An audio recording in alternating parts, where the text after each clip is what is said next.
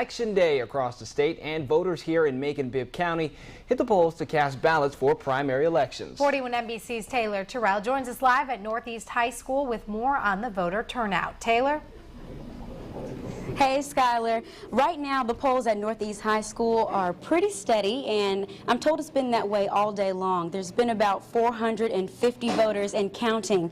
According to Janetta Watson, the Board of Elections supervisor, there's more than 90,000 registered voters in the Macon-Bibb County area, and only a small percentage turned out for today's elections.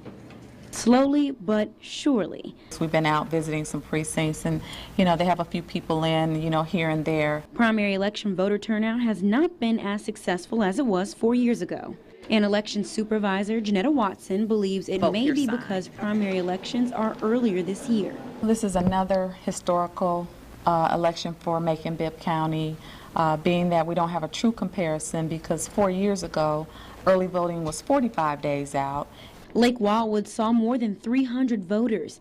That's a better turnout than some other precincts saw. It was really slow, and then it moved on up. It just went on up to, it got more steady throughout the day.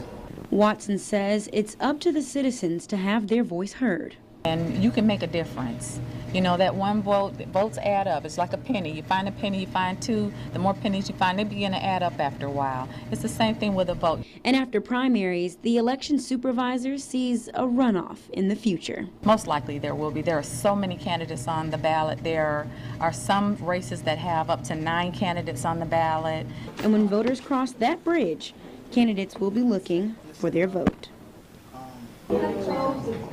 Remember, the polls are open until 7 o'clock tonight, and if you still need to vote, just make sure you get in line before the doors close, because by law, poll officers cannot turn you away if you're in line by 7. Just make sure you bring your ID with you. Reporting live in Macon, Taylor Terrell, 41 NBC News.